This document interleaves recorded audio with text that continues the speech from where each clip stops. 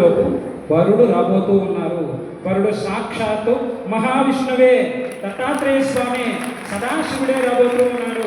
సతీదేవి వియోగంలో సదాశివుడు ఎలాగైతే భూమికి వచ్చినప్పుడు పార్వతీదేవి తపస్సు చేసి మరీ సాధించిందో, అలాగే జయలక్ష్మీ మాత కూడా సతీ వియోగంతో ఉన్నటువంటి నరసింహ శాస్త్రి వారి కోసం తపస్సు చేసి ఇంట్లో చెప్పి రాబోతూ ఉన్నారని చెప్పి సకాలంలో వరుడు రాగా అంగరంగ వైభవంగా ఆనాడు జరిగినటువంటి ఆ కళ్యాణము ఇప్పుడు మనందరి సాక్షిగా, ముక్కోటి దేవతల సాక్షిగా ఈ క్షేత్రంలో అద్భుతంగా జరిగింది.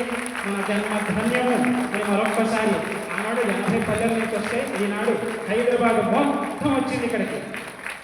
మనందరి జన్మ ధన్యము అని మరొక్కసారి గుర్తు చేసుకుంటూ గురుదేవులు ఇద్దరికీ కూడా అక్కడి నుంచే సాష్టాంగ వందనాలు సమర్పణ చేసుకుంటూ గోవింద గోవింద జయలక్ష్మి మాతాజీకి. అలాగే నేడు మరొక విశేషము, ఈ క్షేత్రం తరపు నుంచి శ్రీ జయలక్ష్మీ మాత వస్త్రము అలాగే దేవాలయ వస్త్రము ఇప్పుడు ఇనాగ్రేషన్ కాబోతూ ఉన్నాయి. శ్రీమతి వేదవతి అమ్మ పూజ్య శ్రీ గణపతి సచ్చిదానంద స్వామీజీ వారికి హార సమర్పణ చేస్తూ ఉన్నారు.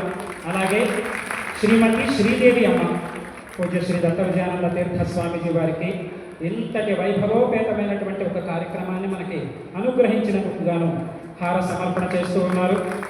మనందరం కూడా భక్తిగా నమస్కారాలు సమర్పణ చేసుకుందాము.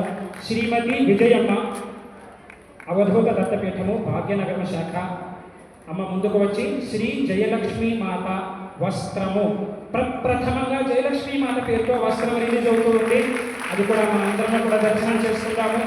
అందులో ఆ వస్త్రాన్ని చూస్తే అటు ఇటు సమస్త దేవతలు, శ్రీ గణపతి సచ్చిదానంద స్వామీజీ వారి రూపు కూడా దర్శనమిస్తుంది మనందరికీ.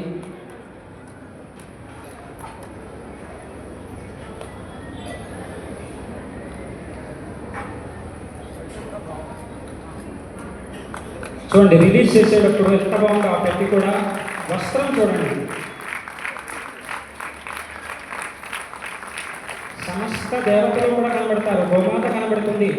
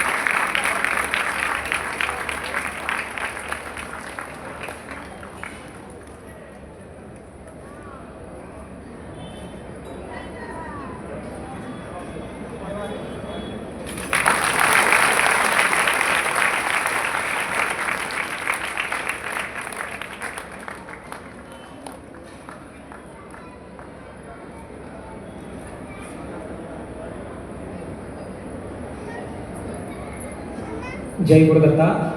ఈ దివ్య కళ్యాణ మహోత్సవము ఇంతవరకు 4 సార్లు జరిగింది. మనము 4వసారి జరిపించుకుంటూ ఉన్నది.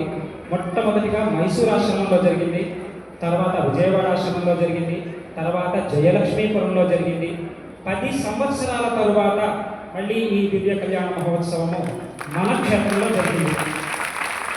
ఎంత అదృష్టవంతులమో, ఎంత భాగ్యవంతులమో మనమందరం కూడా తెలుసుకుంటూ జయలక్ష్మి మాతాకి జై.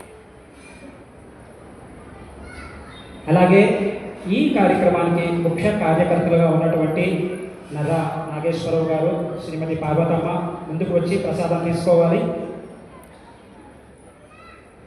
సమర్పణ చేస్తూ ఉన్నారు.